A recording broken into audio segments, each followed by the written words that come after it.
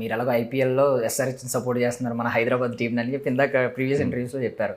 So next SRH మ్యాచ్లో మీరు వెళ్ళి ఆ మ్యాచ్లో ఆల్రెడీ 2 రికార్డ్స్ బ్రేక్ అయినాయి, 277, 287. ఇప్పుడు మళ్ళీ ఫాస్టెస్ట్ 50 ఎవరన్నా చేసి మీరు అక్కడ మైక్లో నేను యంగెస్ట్ 50 అని చెప్పుకునే వస్తుంది అంటారా? అప్పుడు అంటే వెళ్తాం కానీ డెఫినెట్గా అక్కడ ఐ కాంట్ కంపేర్ కదండి. ఇప్పుడు మన సినిమాకి ఇట్స్ ప్రమోషన్కి వెళ్ళింది వేరేనండి. బట్ ఇప్పుడు 50 ఎక్కడ కొట్టారని మనం అప్పుడు వాళ్ళ కొట్టలే ఉండే వాళ్ళు. మనం 13 బాల్కి 17 బాల్ కొట్టేస్తున్నారండి 60 రన్స్.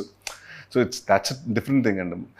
అది అగైన్ సేమ్ థింగ్ అండి. అంటే నాకు క్రికెటర్స్ను మనం హీరోస్కి ఆల్మోస్ట్ సిమిలర్ ఉంటుంది.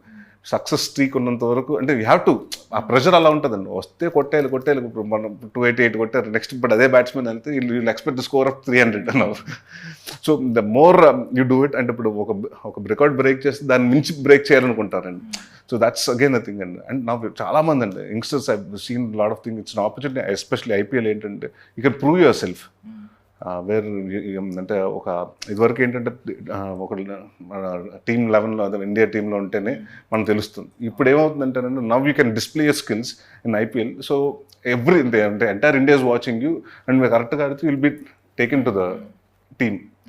సో ఎవ్రీవన్ అంటే నాకు ఎస్పెషలీ మన అభిషేక్ శర్మ ఒక అబ్బాయి అండి, దాని తర్వాత మన నితీష్ రెడ్డి ఒక అబ్బాయి, అంటే యంగ్స్టర్స్ అండి 19-20 years గైస్ లైక్ వెళ్ళిపోయి 67 కొడుతుంటే ఇట్స్ నాట్ ఈవెన్ జోక్ అండి. అంటే plus especially like everyone is well, అంటే అక్కడ ఓవర్సీస్ బ్యాట్స్మెన్స్ కానీ బౌలర్స్ కానీ చాలా కొన్ని సంవత్సరాల నుంచి they know they been there అండి. వాళ్ళందరిని ఫేస్ చేయటం, అండ్ ఇక్కడ ఫేస్ చేయటం కాదండి, ఫేస్ చేసిన ఫస్ట్ బాల్ నుంచే 6 4 కొడతాను ట్రై చేస్తున్నారు.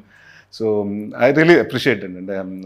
But SRH this year it's like amazing, and the team is amazing, and I wish they continue like this and get the trophy home for us. Compare చేసినట్టు అంటే ఇప్పుడు అప్పట్లో 11 team 11లో ఉండాలి, playing 11లో ఉండాలి, ఇప్పుడు ప్లేయింగ్ 110లో ఉండాలి. అంటే 10 టీంలు ఉన్నాయి కదా ఐపీఎల్. ఆప్షన్స్ పెరిగినాయి ఈవెన్ సినిమాలకు కూడా అండ్ క్రికెటర్స్కి కూడా.